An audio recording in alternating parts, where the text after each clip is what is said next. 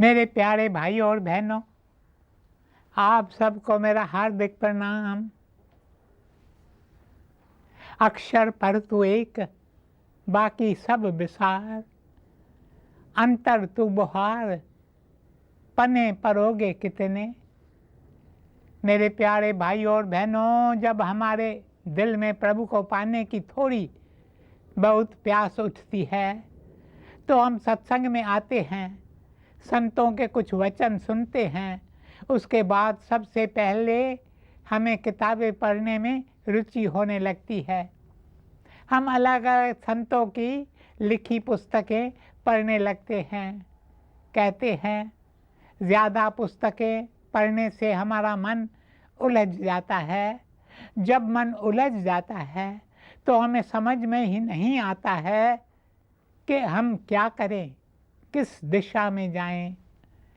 इसलिए सूत्र में कहा गया है, एक ही शब्द पढ़ो, बाकी सारी बातें भूल जाओ।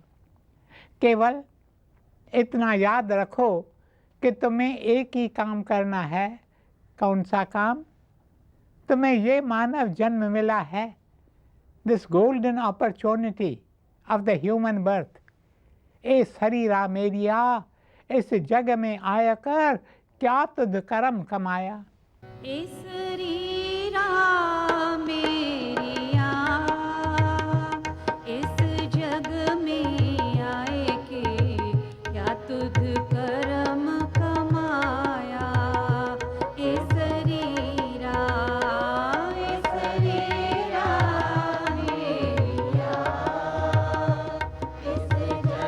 में आए के क्या तुझ कर्म कमाया।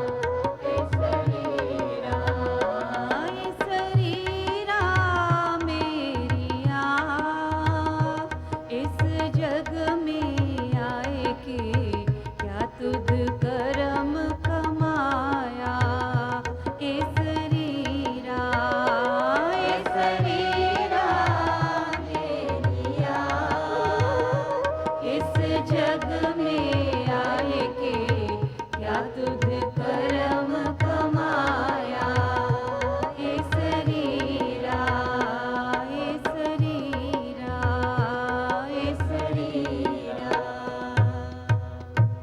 मेरे प्रियजनों, ये मानव जन्म एक सुनहरा अवसर है। ये अवसर मुझे मिला है, आपको मिला है, हम सबको मिला है। किस लिए मिला है? अंतर तू बुहार, पने परोगे कितने। अर्थात अपने अंतर को उज्जवल करने के लिए, ताकि उसमें दिव्य प्रकाश चमक सके।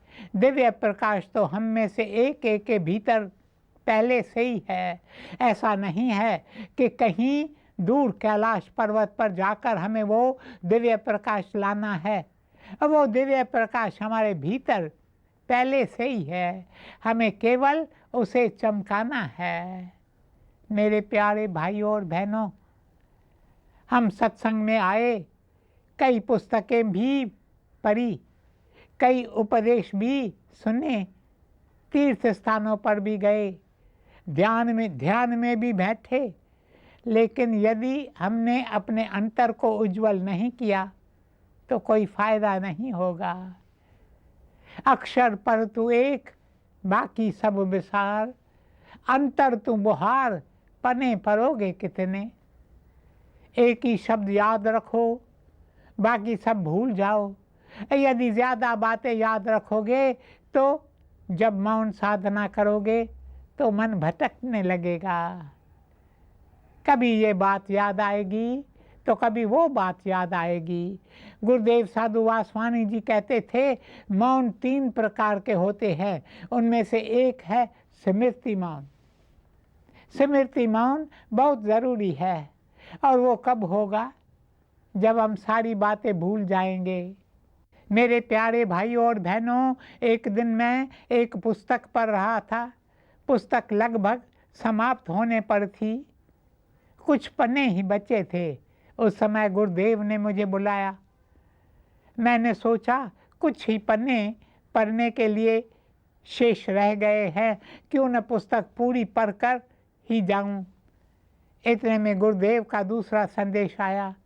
मैंने कहा बाकी 1.5 पेज बचा है, पढ़कर ही जाता हूँ। इतने में तीसरा बुलावा आया। मैंने कहा अब तो केवल 4 लाइन्स ही बची हैं, उन्हें पढ़ लूँ।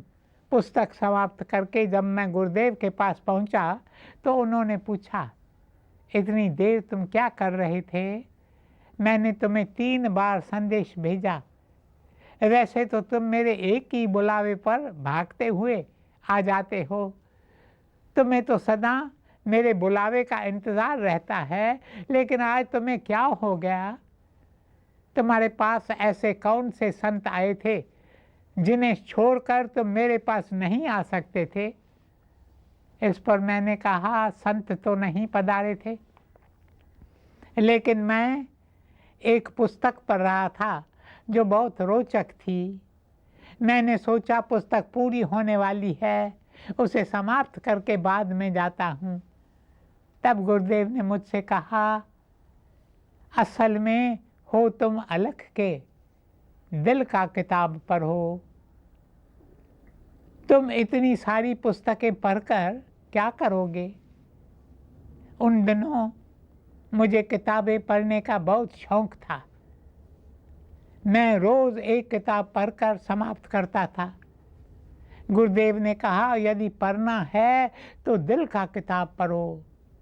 दिल का किताब, दिल के किताब पर एक ही शब्द लिखा है और वो शब्द है प्रेम, प्यार, मोहब्बत, स्नेह, प्यास, इश्क।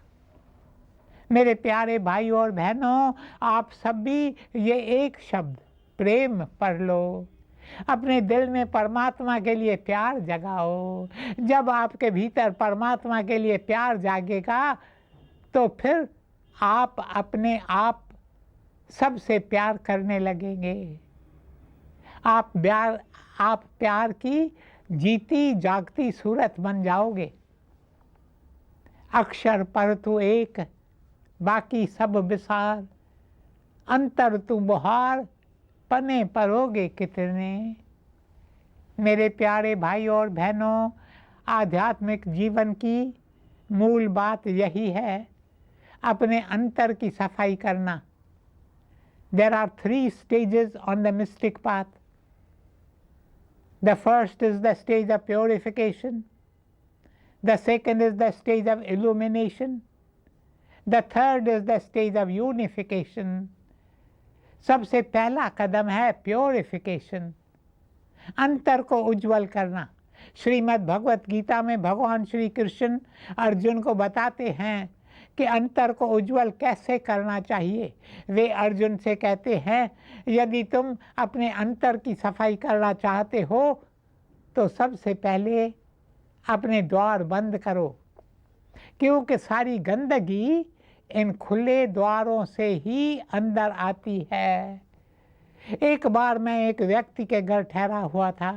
ताज़ी हवा के लिए मैंने घर की सारी खिड़की और दरवाजे खोलने चाहे। तब घर के मालिक ने मुझसे कहा कृपया खिड़की दरवाजे न खोलें। मैंने पूछा क्यों? वह बोला खिड़की दरवाजे खोलने से घर में मिट्टी और धूल आ जाती है और सारा घर गंदा हो जाता है। मेरे प्यारे भाइयों और बहनों, जब दरवाजे खुले रहते हैं तो गंदगी आ जाती है। इसलिए श्री कृष्ण कहते हैं दरवाजे बंद करो। वे कौन से दरवाज़ों की बात कर रहे हैं? आइए देखते हैं। हम जिस शरीर में निवास करते हैं वो नवद्वारे नगर है।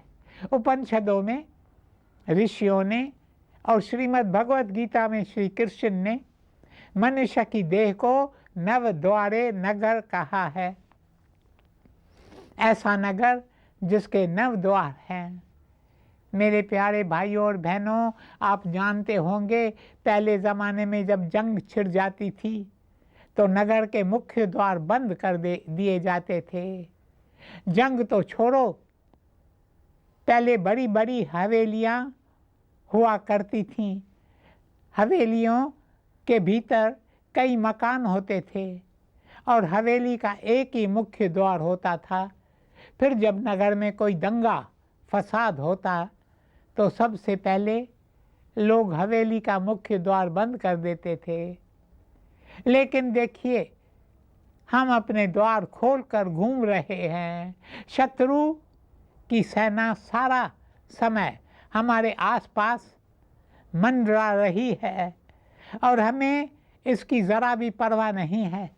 इसलिए शैतान अपनी सेना लेकर हमारे भीतर घुस आता है। We become an easy prey to the devil. Shri Krishna कहते हैं, पहले तुम ये 9 दरवाजे बंद करो। ये 9 दरवाजे कौन से हैं? सबसे पहले 2 द्वार हैं हमारी आंखें। देखिए, इन आंखों द्वारा कितने पाप होते हैं। कई वर्ष पहले गुरुदेव साधु वासवानी जी ने एक बार मुझे बुलाकर कहा, आओ मैं तुम्हें बताऊं पैदल कैसे चलना चाहिए। देखो, जब तुम चलते हो तो याद रखो तुम्हारी आंखें सदा पैर के अंगूठे पर टिकी रहें। क्यों? क्योंकि हमारी आंखें बार बार यहाँ वहाँ देखती रहती हैं। ऐसा करने से हम कहीं न कहीं जा अटकते हैं। हमारी नज़र किसी सुंदर रूप पर जा अटकती है और फिर हमारे भीतर विकार उठने लगते हैं। केवल हम जैसे साधारण लोगों की ऐसी दशा नहीं है। कई लोग जो इस आध्यात्मिक मार्ग पर कदम बढ़ाते हैं, उनके साथ भी ऐसा होता है। मेरे प्यारे भाइयों और बहनों, एक गुरुजी का भक्त था जिसने गुरबानी का बहुत अभ्यास किया था। उसकी आयु 80 वर्ष हो गई थी। सिर के सारे बाल सफ़ेद हो चुके थे, दाढ़ी भी सफ़ेद हो चली थी। एक दिन वह मेरे पास आया और कहा, मैं आपसे अकेले में मिलना चाहता हूँ। इस बात को कई साल बीत गए हैं। मैं उससे अकेले में मिला। तब उसने मेरे घुटनों पर सिर रखा और रोने लगा। उसे रोता देख मैंने पूछा, आपको क्या तकलीफ़ है? आप इस तरह रो क्यों रहे हैं? वह बोला, देखिए, मैं 80 वर्ष का हो चुका हूँ। अंतकाल मेरे सिर पर खड़ा है। फिर भी रास्ते पर चलते चलते कोई सुंदर रूप देखता हूँ तो मेरे भीतर विकार उठने लगता है। Just imagine, he was 80 years old। और वह भी गुरु भक्त जो प्रभु का होना चाहता था। हाँ, तो श्री कृष्ण कहते हैं, द्वार कर लो बंद, आंखें कर लो बंद। यदि रास्ते पर चलना ही है तो यहाँ वहाँ देखने की क्या ज़रूरत है? अपनी आंखें नीचे करके चलो। ऐसा करने से विकारों से छूटे रहोगे। ऐसा करने से शैतान अपनी सेना के साथ तुम्हारे भीतर घुस नहीं पाएगा, वरना शैतान अंदर घुस आएगा। मेरे प्यारे भाइयों और बहनों, फरीद साहब, जिनकी पवित्र वाणी गुरु ग्रंथ साहिब में दर्ज है, उन्होंने अपने जीवन का एक अनुभव बताया है। वे कहते हैं, जब मैं छोटा था अपने गुरु के पास रहता था। एक दिन सुबह के समय गुरु ने कहा, मुझे नहाने के लिए गर्म पानी चाहिए, इसलिए आग जलानी है, तुम जाकर कहीं से अंगार ले आओ। उन दिनों माचिस वाचिस तो होते नहीं थे। आग जलाना बहुत मुश्किल काम था। लोग लकड़ी को लकड़ी से घिसते और घिसने से आग जल उठती थी। यही कारण था कि लोग अपने घर में आग जलाए रखते थे, बुझाते नहीं थे। मान लो आग कभी बुझ भी गई तो पड़ोस में जाकर अंगार ले आते थे। हाँ, तो फरीद साहब अपने गुरु की आज्ञा मानकर पास के एक झोपड़ी में गए और उसका द्वार खटखटाया। एक वृद्ध माता उस झोपड़ी में रहती थी। उसने दरवाज़ा खोला। फरीद साहब ने कहा, अम्मा जी मुझे आग जलाने के लिए अंगार चाहिए, मुझे अपने गुरु के नहाने के लिए पानी गर्म करना है। इस पर उस वृद्ध माता ने कहा, यदि तुम्हें अंगार चाहिए तो उसके लिए तुम्हें कुछ मोल देना होगा। क्या तुम अंगार का मोल चुकाने के लिए तैयार हो? फरीद साहब बोले, आप जो मोल चाहें मैं देने को तैयार हूँ, क्योंकि किसी भी तरह मुझे अपने गुरु को नहाने के लिए गर्म पानी देना है। तब वृद्ध माता ने कहा, मैं तुम्हें अंगार दे रही हूँ, उसके बदले में तुम्हें मुझे अपनी आंखें देनी पड़ेंगी। ये सब सुनकर फरीद घबरा गए। उन्होंने यहाँ वहाँ अपनी नज़र दौड़ाई, लेकिन आसपास उन्हें कोई और झोपड़ी नज़र नहीं आई। तब उन्होंने सोचा, अंगार तो मुझे यहीं से मिलेगा, उसके लिए यदि मुझे अपनी आंखें देनी पड़ी तो यही सही। मुझे तो किसी भी कीमत पर पानी गर्म करके अपने गुरु को देना है। उन दिनों शिष्य गुरु के लिए कुछ भी करने को तैयार हो जाते थे। आजकल तो यदि एक आंख देने की बात हो तो शिष्य गुरु को छोड़कर भाग जाए, फिर दोबारा उस शहर में कदम भी न रखे। किंतु फरीद ने कहा, अम्मा जी आप भली मेरी आंखें लो, लेकिन मुझे अंगार दो, मुझे अपने गुरु को पानी गर्म करके देना है। गुरु गोविंद दोनों खड़े, काके लागू पाँव, बलहारी गुरु आपने जो गोविंद दियो मिलाए।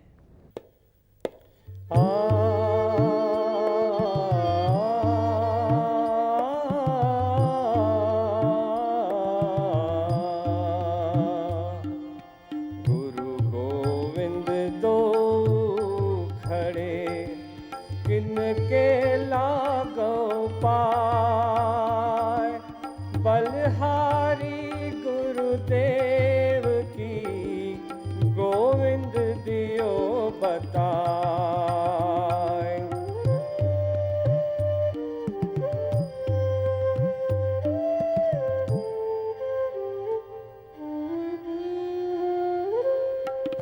गुरु गोविंद दो खड़े, किनके लागो पाए, बलहारी गुरुदेव की गोविंद दियो बताए, गोविंद दियो बताए, गोविंद दियो बताए।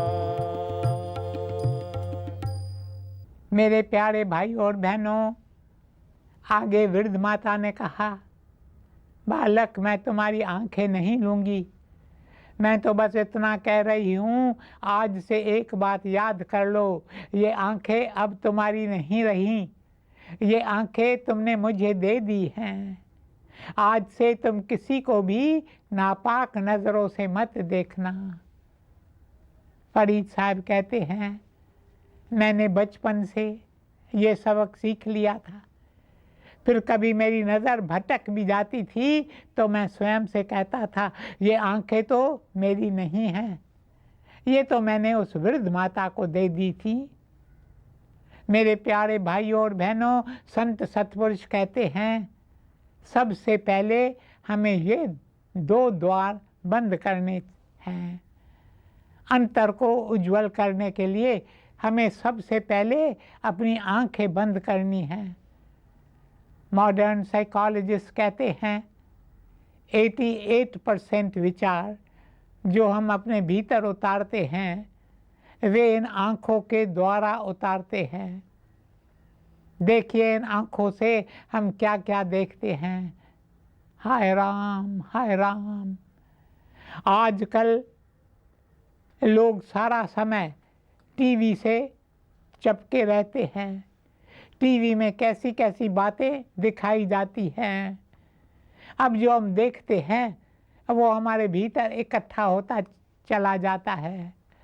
जैसे मुंह से हम खाते हैं तो वो अंदर जाता है, उसी प्रकार ही आंखों द्वारा विचारों को खा रहे हैं। इस शरीर के एक एक द्वार से हम कुछ न कुछ अपने अंदर लेते रहते हैं। अरे अंदर लेना बंद करो, अब बाहर फेंकना शुरू करो, द्वार बंद करो, अपने अंदर कुछ भी आने मत दो। लेकिन अब मैं देख रहा हूँ समय समाप्त हो रहा है, इसके लिए इस विषय पर आगे की चर्चा कल करेंगे। ओम शांति शांति शांति।